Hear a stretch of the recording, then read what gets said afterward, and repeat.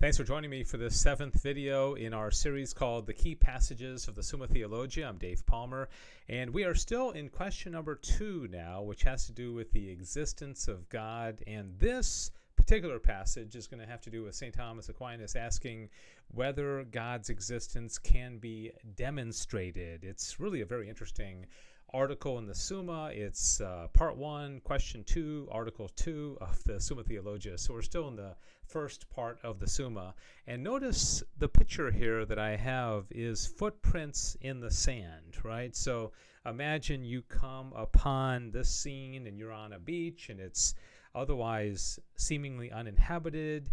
Well, when you see that, you're instantly going to think, wow, something was here before me.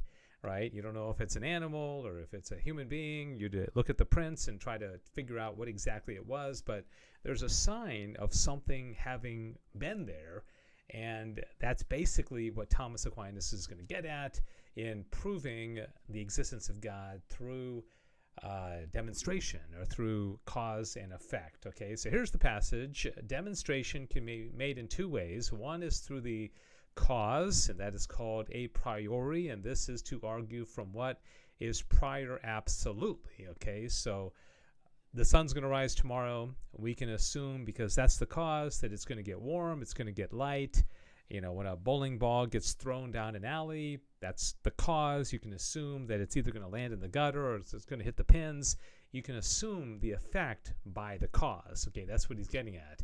The other is through the effect, and this is called a demonstration a posteriori, and this is to argue from what is prior relatively only to us. And when an effect is better known to us than its cause, from the effect we proceed to the knowledge of the cause.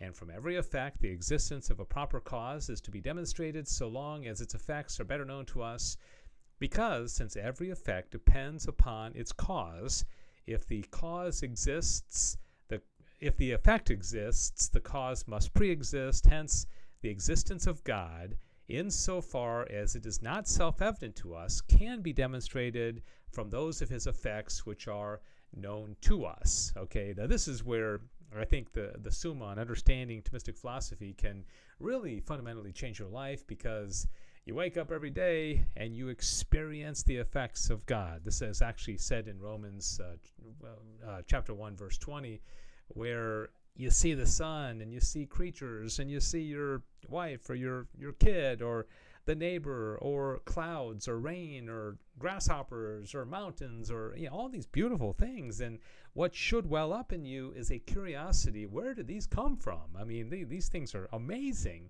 A lot of the Summa has to do with this. Okay, so it has to do with us recognizing the effects of God and then having a curiosity about them and saying, you know what, these just didn't pop out of nowhere.